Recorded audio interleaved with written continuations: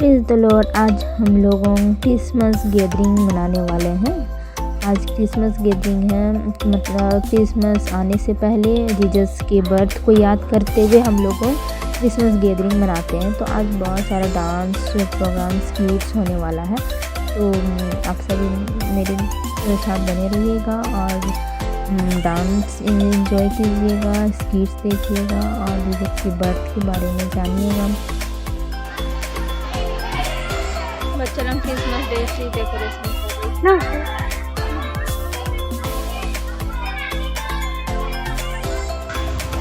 Christmas tree decoration हो रहा है यहाँ पर ही बहुत अच्छा से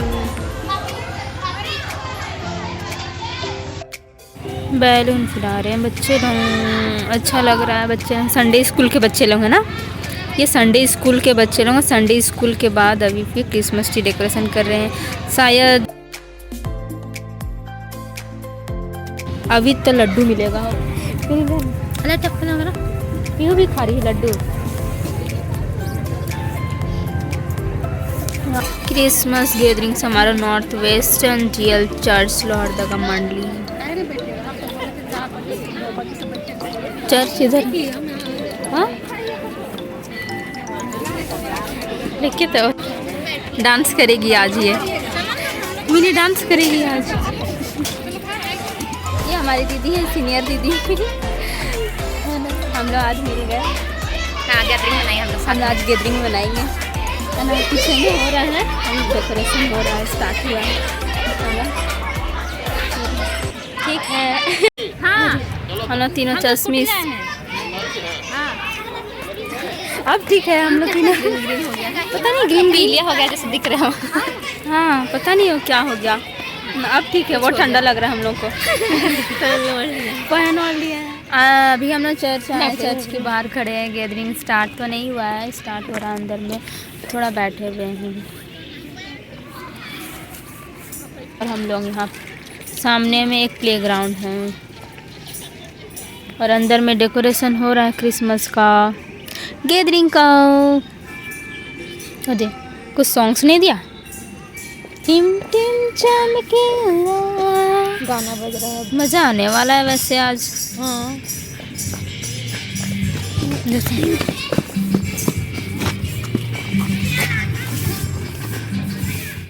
रास्ता में गिर गया ऑटो ड्राइवर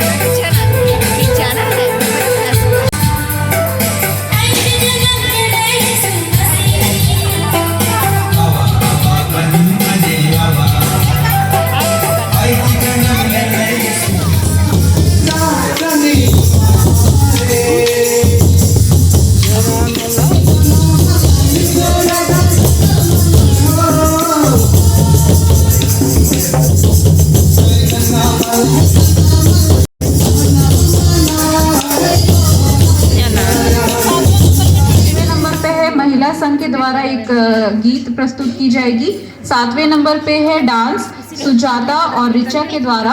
8वें नंबर पे है song Nagra Toli. This beautiful audience on this blessed Sunday and Christmas gathering 2021. जो उपस्थित है वो ताली बजाकर इनके हमारे अतिथिगणों का स्वागत में सहभागी हो।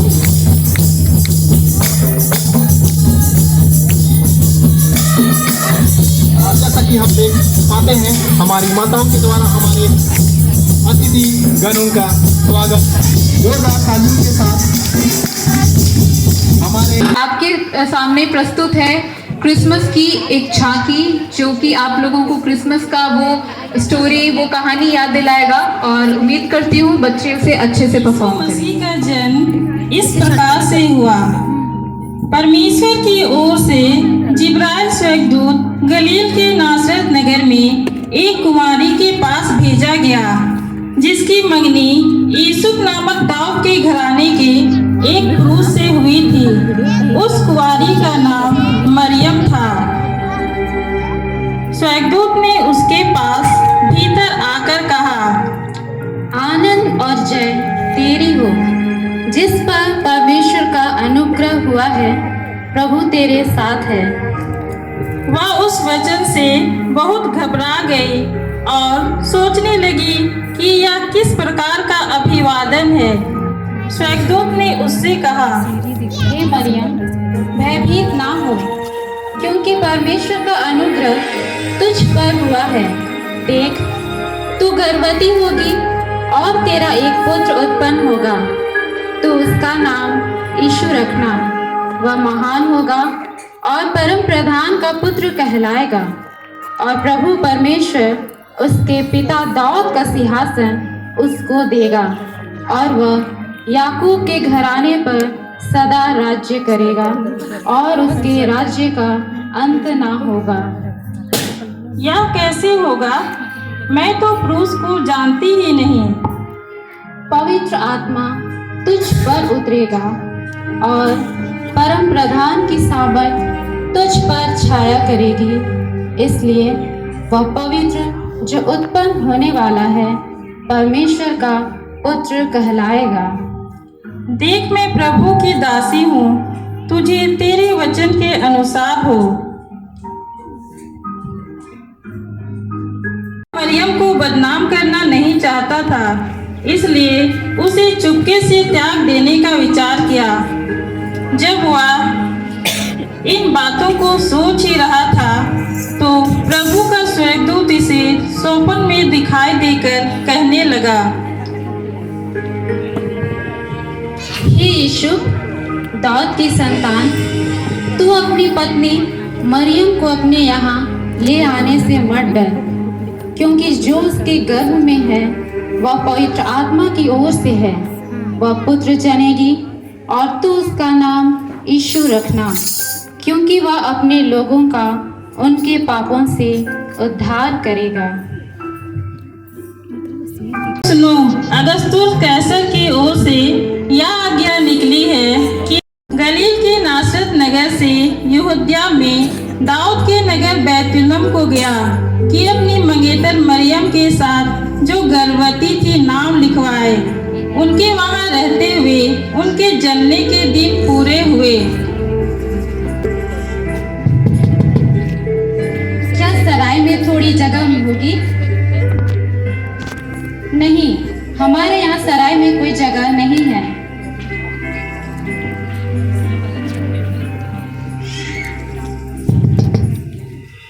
हमें सराय में थोड़ी जगह मिल सकती है। हमारे सराय में तो जगह नहीं है, पर हाँ, गौशाले में थोड़ी जगह मिल सकती है। अतः मरियम और यीशु गौशाले में गए। वहाँ मरियम ने अपने पहलौठे पुत्र को जन्म दिया और उसे कपड़े में लपेटकर चरनी में रखा, क्योंकि उनके लिए सराय में जगह नहीं थी। और वे बहुत डर गए। तब स्वर्गदूत ने उनसे कहा, मत डरो, क्योंकि देखो, मैं तुम्हें बड़े आनंद का समाचार सुनाता हूँ, जो सब लोगों के लिए होगा, कि आज दाऊद के नगर में तुम्हारे लिए एक उद्धारकर्ता जन्मा है और यही मसीह प्रभु है। और इसका तुम्हारे लिए यह पता है कि तुम एक बालक को कपड़े में लिपटा हुआ और चरनी में पड़ा पाओगे।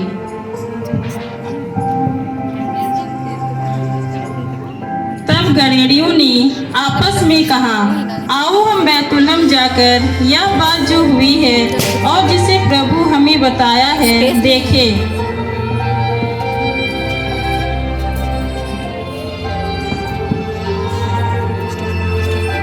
जब बैतुलहम में यीशु का जन्म हुआ तो वो पूर्व से कई ज्योतिषी यरूशलेम में आकर पूछने लगे,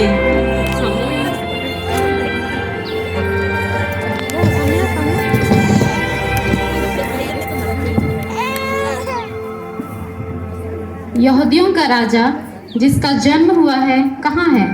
क्योंकि हमने पूर्व में उसका तारा देखा है और उसको प्रणाम करने आए हैं। पंखा जलने वाली बच्ची लोग कितना बढ़िया ना, छोटी छोटी इतना जल्दी तैयार होकर बैठा है। महाराज की जय हो।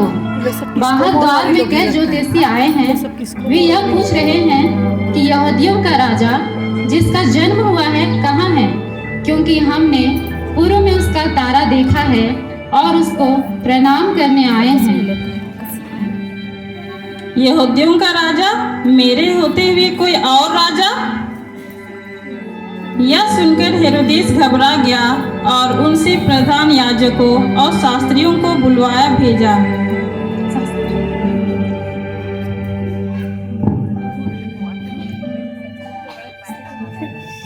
महाराज को मेरा प्रणाम स्वीकार हो। मसीह का जन्म कहाँ होना चाहिए? यहूदिया के बैतलहम में, क्योंकि भविष्यवक्ता के द्वारा यूं लिखा गया है, हे बैतलहम, तू जो यहूदा के प्रदेश में है, तू किसी भी रीति से यहूदा के अधिकारियों में सबसे छोटा नहीं, क्योंकि तुझ में से एक अधिपति निकलेगा जो मेरी प्रजा इस्राएल की रखवाली करेगा।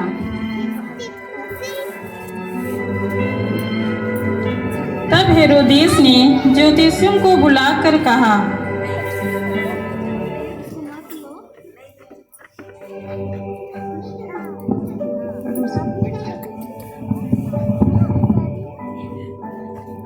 जाओ बैतुलहम जाकर उस बालक के विषय में ठीक ठाक मालूम करो, और जब वह मिल जाए तो मुझे समाचार दो, ताकि मैं भी आकर उसको प्रणाम करूं।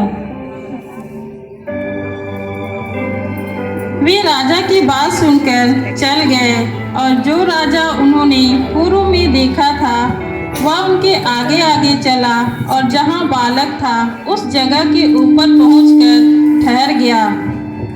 उस तारे को देखकर वे अति आनंदित हुए। उन्होंने